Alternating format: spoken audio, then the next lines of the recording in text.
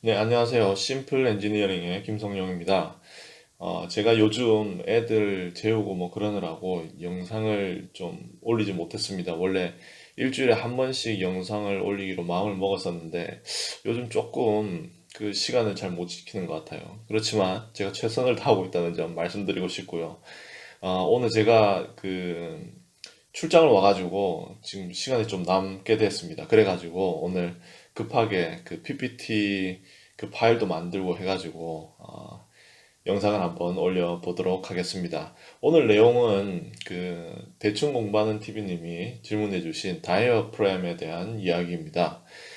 먼저 다이어프램이 뭔지 간단히 개념 정리를 한번 하고요. 그리고 이것을 가지고 우리가 직관적으로 어떻게 판단할 수 있을까? 그것도 한번 생각해 보고요. 그리고 마지막으로 실제 구조 해석에서 이게 어떻게 사용되는지에 대해서 또 한번 이야기해 보도록 하겠습니다. 자, 그럼 먼저 다이어프램은 뭔가 한번 살펴보도록 하죠. 제가 이렇게 그 다이어프램을 갖다가 그 단어를 갖다가 한번 떼봤습니다. 그 다이어 앞에는 다이어고요. 뒤에는 프렘이죠. 이 다이어라는 어원은 그 그리스에서 나왔던데요. 그 뭔가를 가르다, 사이에 뭐 떼어내다, 뭐 가로지르다 뭐 이런 뜻입니다. 그리고 프렘은 이제 막이라는 뜻이죠. 그러니까 여기 다이어프램에서의 다이어는 여기서는 사이에 있는 이라는 뜻이 강합니다. 그러니까 그 어원을 따라서 해석을 해보면은 사이에 있는 막이다라고 생각을 하면 되겠죠. 그러면 이 사이에 있는 막이 구조물 어디에 있냐 이렇게 질문할 수가 있겠죠. 이 사이에 있는 막은 이 다음 그림을 보시면은 좀 더 이해하기 편하실 것 같습니다. 우리가 다이어프램이라는 개념을 갖다가 구조 해석에서는 횡장 시스템의 해석에 관한 이야기를 할 때 이 개념을 사용합니다. 그러니까 여기 왼쪽에는 그 입면이고요. 오른쪽에는 평면입니다. 왼쪽에 보시면은 각 층의 슬래브들이 코어에 이렇게 있는 것을 보실 수가 있죠. 그리고 이 슬래브가 각각 횡 방향 하중을 받아가지고 그 코어에 그러니까 횡장 시스템에다가 전달하는 역할을 하게 됩니다. 그러니까 이 슬래브는 이 전체 횡저항 시스템으로 봤을 때 코어에 있는 사이사이에 껴있는 막으로 생각할 수가 있는 거죠. 그러니까 그 횡저항력이 아니죠. 횡력을 전달하는 코어로 전달하는 막으로 보실 수가 있는 것입니다. 이 오른쪽에 제가 빨간색으로 횡하중을 갖다가 표현을 했습니다. 그러면 이 횡하중이 이 슬래브 그러니까 다이어프램을 통해서 코어로 전달이 되게 되는 것이죠. 그러니까 그 횡장 시스템에서 다이어프램이라는 것은 횡력을 저항하는 부재 이렇게 생각하시면 됩니다. 자, 그러면 이 다이아프램에는 어떤 종류가 있나를 한번 얘기를 해보겠습니다. 우리가 크게 다이아프램은 리지드 다이아프램하고 플렉시블 다이아프램으로 나눌 수 있습니다. 이걸 우리나라 말로 하면은 아주 딱딱한, 그러니까 뭐라고 하죠? 아주 강한, 딱딱한 다이어프램 하나하고, 그게 리지드 다이어프램이고요. 그리고 플렉시블 다이어프램은 아주 유연하다는 말이죠. 그러면 이 리지드와 이 딱딱한 것과 유연한 것의 구분을 어떻게 하는지에 대해서 한번 직관적으로 한번 판단하는 그런 예를 한번 살펴보도록 하겠습니다. 자, 여기 제가 그 평면을 그리고요. 그리고 거기에 작용하는 하중을 그려봤습니다. 여기 보시면은 이 회색으로 표현한 게 평면이고요. 그리고 이 까만색이 그 시어월, 그러니까 전단벽이라고 생각하시면 됩니다. 그러니까 이 지금 회색이 다이아프램인 것이고요. 이 다이아프램이 요 밑에 작용하는 이 횡하중을 빨간색으로 표시를 했어요. 횡하중을 갖다가 여기 표시되어 있는 시어월, 그러니까 전단력에 전달을 해주는 것이죠. 여기 두 개 보시면은 이 둘 다 시스템은 똑같습니다. 이 그 수평 방향으로 시어월이나 어떤 그 횡장 시스템 표현을 안 했습니다. 그냥 간단하게 우리가 한 방향만 고려를 해서 이해를 하기 쉽게 하기 위해서요.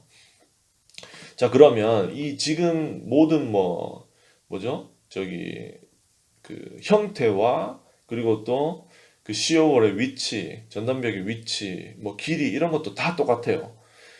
다 똑같고 그리고 뭐 외력도 똑같습니다. 그런데 여기 보시면 제가 0.33, 뭐 0.33, 0.33, 0.25, 0.5, 0.25 이렇게 쓴 걸 보실 수가 있을 겁니다. 이게 바로 그, 그 각각의 전단벽이 받게 되는 횡력입니다. 그러니까 우리가 똑같은 시스템, 똑같은 어떤 형태더라도 내가 리지드 다이아프램으로 해석을 하느냐 아니면 플렉시블 다이아프램으로 해석을 하느냐에 따라서 전단벽이 받게 되는 힘이 다르다는 말입니다. 여기 리지드 다이아프램에서 보시는 것은 이게 이제 작용하는 힘이라고 하고요. 이 힘을 갖다가 총합을 갖다가 1이라고 했을 때 여기 보시면은 모든 벽이 그러니까 이 세 벽은 그 전제가 있는데요. 그 강성이 똑같다는 전제를 합니다. 여기도도 강성이 똑같다는 전제를 하고요.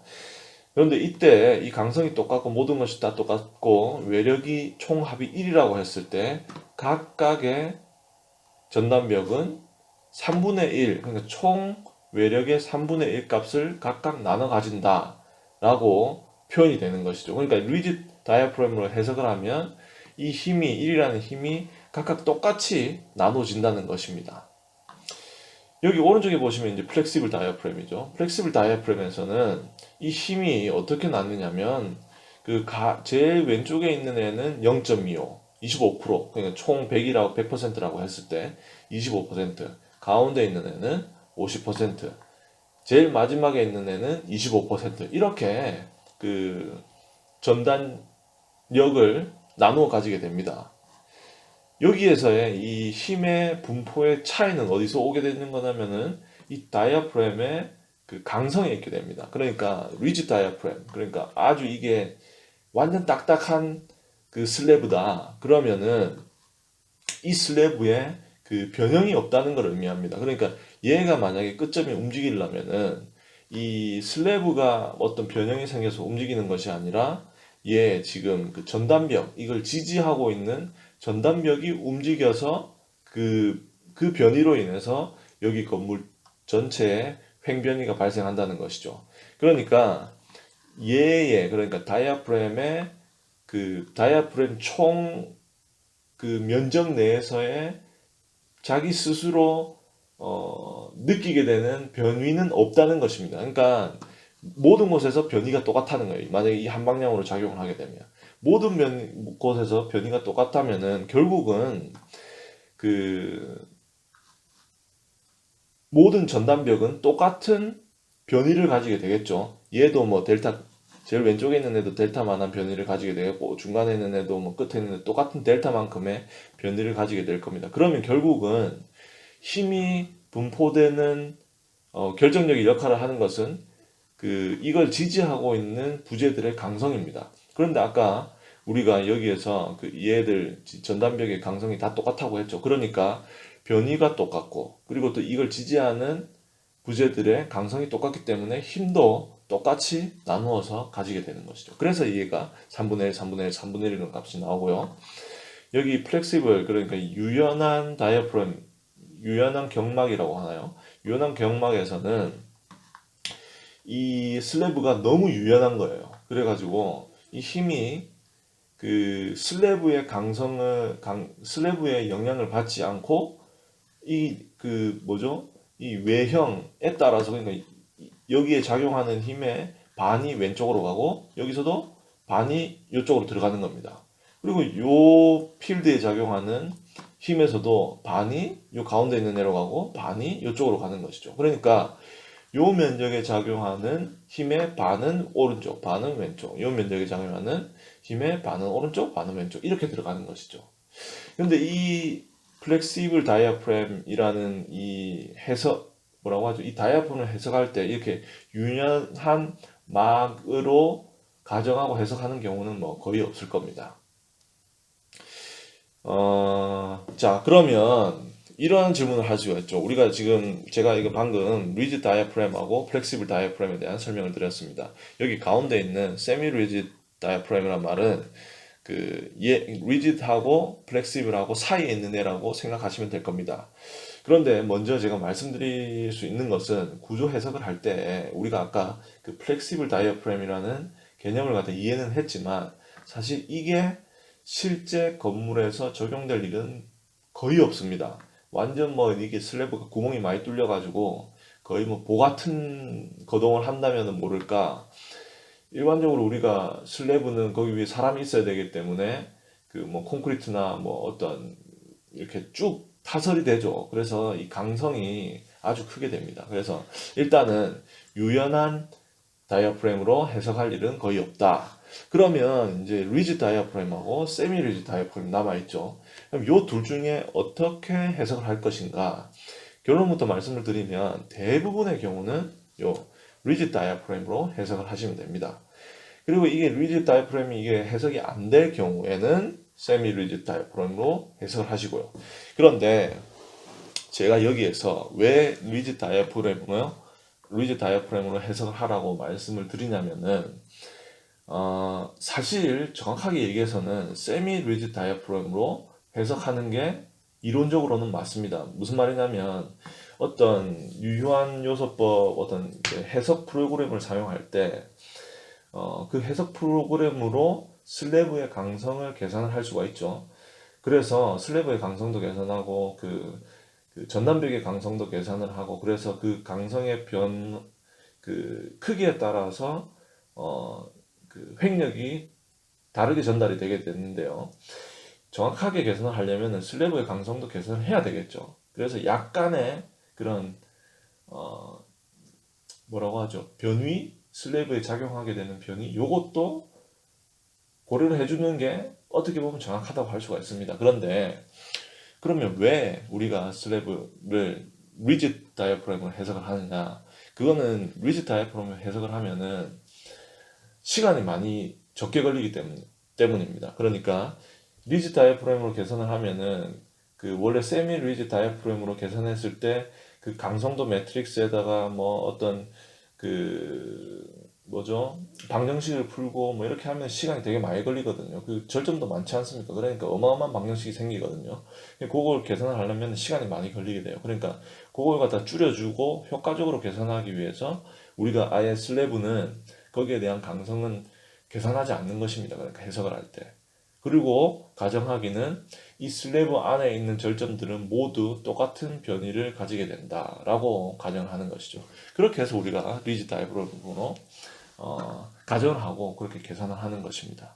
그럼 이런 질문도 할 수가 있겠죠. 아이 그러면 틀린 거 아니냐? 원래는 슬래브가 어떤 강성을 가지고 약간의 변형이 있을 텐데 리지드 다이어프램으로 계산을 하면은 그 약간의 유연성은 그 계산에 고려를 못 해주는 것이 아니냐 이렇게 생각하셨죠. 맞습니다. 맞는 말입니다. 정확하게 얘기하면 이걸 세미 리지드로 해야 되겠지만 대부분의 경우 우리가 이거 두 개 따로따로 해가지고 한번 계산을 해보세요. 그러면 그 계산값이 차이는 있을지언정 그렇게 차이가 많지는 않습니다. 그러니까 여기에서는 약간 효율성을 생각하는 것이죠.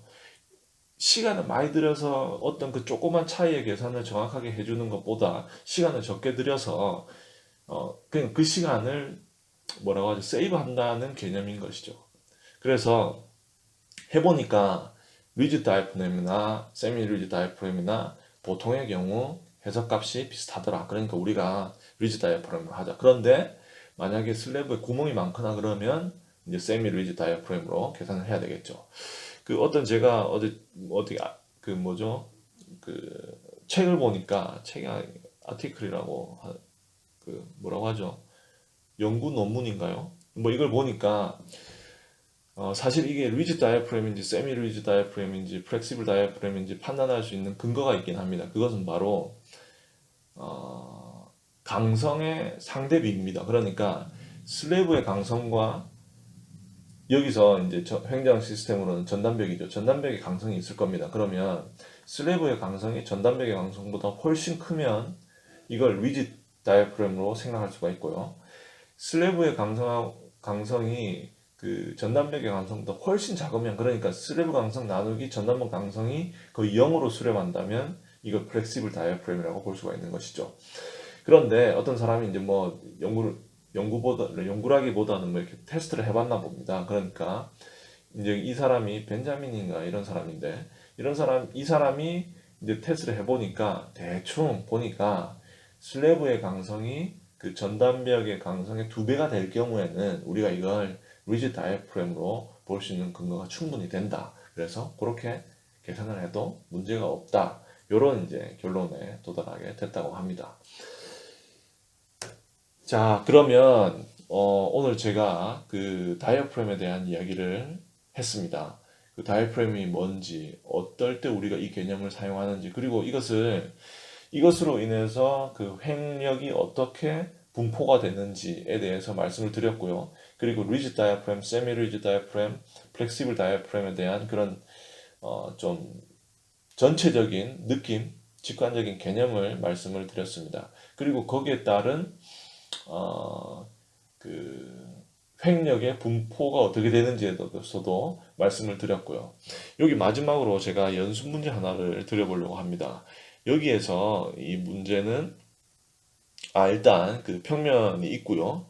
이 평면에 빨간색 이렇게 화살표로 그 총 뭐 100%라는 그 힘이 작용을 한다고 합시다. 그때 이 100%라는 힘이 그 각각의 전단벽에 어떻게 분포가 될까요?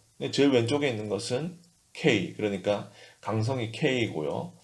가운데 있는 벽은 2K입니다, 강성이. 그리고 제일 오른쪽에 있는 벽은 또다시 강성이 K예요. 그러니까 강성비가 1대 2대 1인 것이죠.